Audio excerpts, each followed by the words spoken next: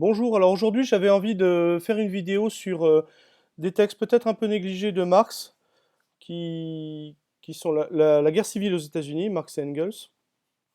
Textes peut-être un petit peu négligés par rapport aux textes concernant la France, enfin du moins dans notre pays, et qui pourtant sont d'un intérêt extrême, puisque Marx et Engels analysent une révolution bourgeoise en cours. Je dis bien une révolution parce que, contrairement à ce que veulent faire croire les libéraux, il n'y a pas eu d'un côté la Révolution française et la Révolution russe avec leurs convulsions, et de l'autre un cours calme et sans anicroche de la Révolution bourgeoise, enfin en tout cas du libéralisme. La Révolution américaine euh, s'est faite en fait par étapes. Et la guerre de sécession est une étape décisive, effectivement, qui va décider du mode de production.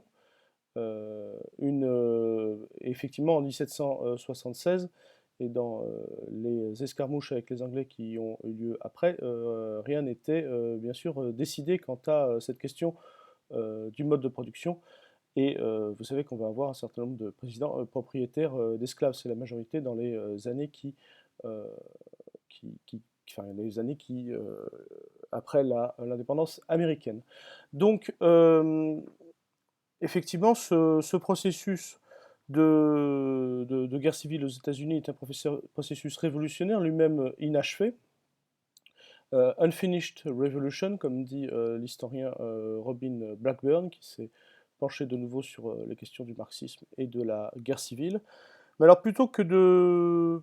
Bon, pour résumer, enfin, c'est un petit peu difficile, je vais plutôt partir de ce qu'en dit actuellement l'historiographie dominante. Je m'étais renseigné, j'ai à peu près regardé ce qui était paru récemment. J'ai pensé notamment à l'historien britannique spécialiste d'histoire militaire qui s'appelle John Keegan, et dont c'était d'ailleurs le dernier livre, La guerre de sécession, en 2011, hein, puisqu'il est décédé l'année d'après. Alors j'avoue que je n'avais pas du tout été enthousiasmé par ce qu'il raconte et ce qu'il dit notamment de Marx, puisque c'est son grand prédécesseur en la matière, mais il semblerait que Marx, avec son point de vue, j'allais dire journalistique, même si Marx était plus que renseigné journalistiquement, ben, il semble que Marx est toujours beaucoup plus pertinent qu'un historien, fût-il armé de tous les acquis de la recherche récente. Donc je vais citer John Keegan sur Marx, hein, dans son livre La guerre de sécession, que je n'ai pas pu vous apporter, je l'ai perdu entre-temps, mais j'ai pris des notes. Je cite Karl Marx et Friedrich Engels, alors en exil en Angleterre, rédigé en mars 1862, une analyse visionnaire de l'évolution de la guerre de sécession. Donc, enfin, ils parlent d'un article parmi d'autres, hein. Leur intérêt pour ce conflit n'était pas d'ordre politique.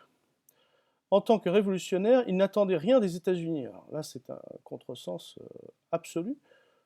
On connaît effectivement l'adresse de Marx au nom de l'Internationale à Abraham Lincoln, en le félicitant de l'abolition de l'esclavage, en lui montrant à quel point le conflit était particulièrement suivi par toutes les classes ouvrières d'Europe, à quel point cette question était décisive. Euh, alors, imaginer que Marx n'attendait rien des États-Unis, c'est complètement minimiser tout le, tout, en fait, tout l'aspect révolutionnaire, en tout cas progressiste d'une certaine tradition aux États-Unis, parce que après l'abolition de l'esclavage, il va y avoir toutes les campagnes pour la journée de 8 heures, hein. Je crois qu'à l'époque on était à 12 heures en moyenne, pour la journée de 8 heures, et qui vont déboucher par exemple sur les massacres de Haymarket Square, et vous savez que c'est à cause de cette répression que le mouvement ouvrier international va choisir le 1er mai comme, comme fête des travailleurs. Marx avait un intérêt extrême pour les États-Unis et voyait précisément un processus révolutionnaire en cours qui l'eût aimé beaucoup plus important et poussé jusqu'au bout. Vous savez déjà son éloge du jacobinisme en France, la révolution bourgeoise poussée jusqu'au bout, c'est bien ça qu'il pense derrière cette question effectivement de l'abolition de l'esclavage, qui pour lui a une importance beaucoup plus cruciale effectivement que pour ses contemporains. C'est pas simplement pour des raisons humanitaires, même si elles sont évidemment présentes, hein. C'est le grand penseur, bien sûr, Marx, de l'aliénation et de- de la libération humaine, hein. Ça, c'est une évidence. Mais ce qui montre dans les...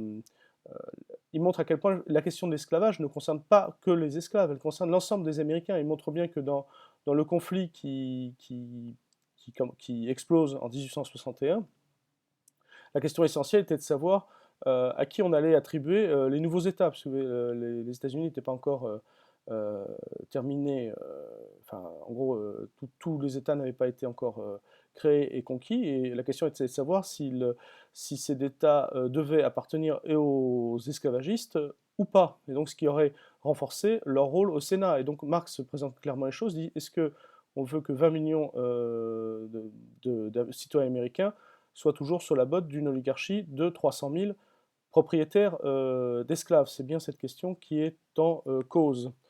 Donc après, je continue sur John Keegan. Alors là, ce qui est intéressant, c'est qu'il analyse les compétences de Marx, et là, à mon avis, surtout d'Engels. Hein, Engels était surnommé le général, c'est pas pour rien. Les compétences militaires d'Engels. Et donc, Marx Engels préconise un peu la Clausewitz, la recherche d'un centre de gravité. On peut dire on le voit dans tous leurs articles, ils ont une sorte de rôle d'expertise militaire. Hein, ça va très très loin. Et d'ailleurs, ils sont très bien renseignés. Ils sont renseignés par leurs camarades, souvent d'origine allemande, qui ont fui après 1848, et dont beaucoup sont aux États-Unis. Hein. Et donc, ils préconisent une victoire rapide sur le Sud. C'est un peu la Clausewitz, on cherche le point de rupture, on cherche l'endroit où il faut frapper, le centre de gravité. Marx rappelle bien, enfin Marx et Engels rappellent bien que le centre de gravité n'est pas purement politique, mais d'abord il faut chercher, en l'occurrence c'était pas Richmond, la capitale du Sud, c'était la Géorgie, centre de gravité militaire qui aurait pu permettre de couper ce que Marx appelle sécessia, c'est-à-dire le territoire du Sud, en deux. Et là, bon, bah, ce que Keegan dit, je cite, Marx avait prévu avec une intuition surprenante le déroulement exact du dernier stade du conflit. C'est-à-dire qu'en fait, il avait prévu 2 ans avant ce qu'allaient faire en fait, les Américains.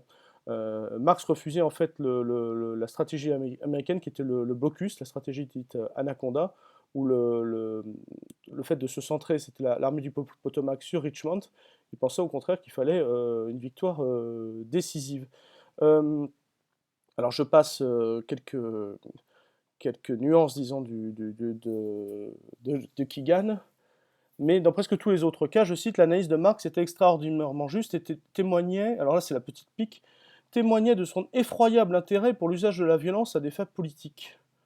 Enfin, c'est quand même, là précisément, Marx cherche une victoire décisive, et il cherche à empêcher, enfin, il désapprouve une stratégie de blocus qu'il considère comme extrêmement longue, coûteuse et absolument non décisive.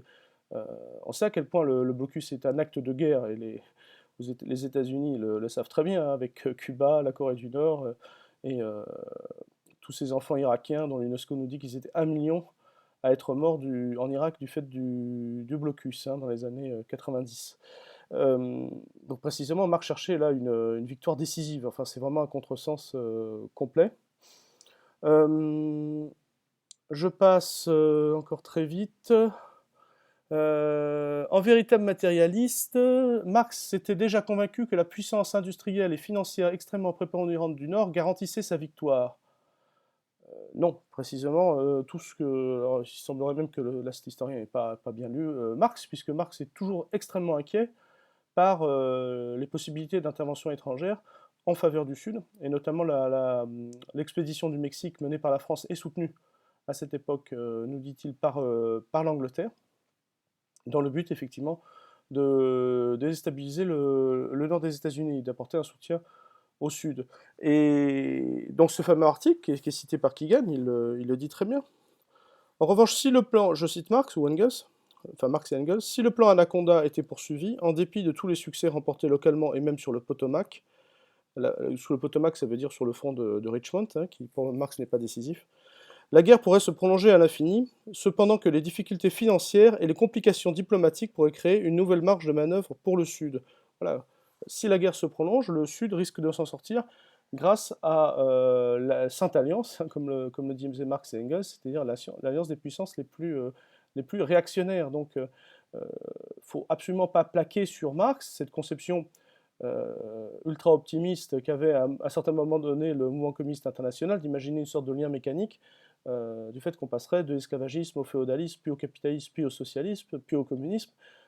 Évidemment, c'est le plan, c'est l'idéal, euh, mais Marx et bien sûr les marxistes savent très bien qu'il y a des moments, l'histoire euh, parfois recule, parfois balbutie, parfois s'enlise, et c'est bien pour ça que l'histoire des États-Unis faisait l'objet d'un intérêt certain de la part de Marx, et il en attendait peut-être beaucoup plus que ce qu'il en est sorti, mais en tout cas il saluait effectivement comme révolution bourgeoise et fin du capitalisme cet événement.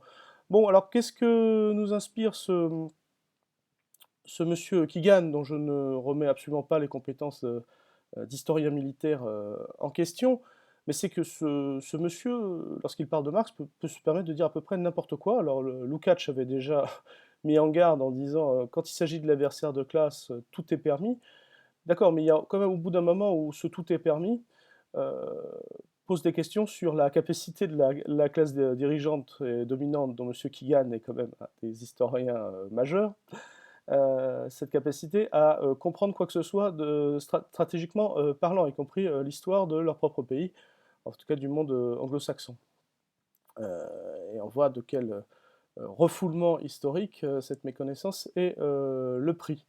Alors ce qui est intéressant, c'est que bah, au moins cet historien militaire donne raison à Marx et Engels dans son domaine de compétences. Pour le reste, il ne comprend rien.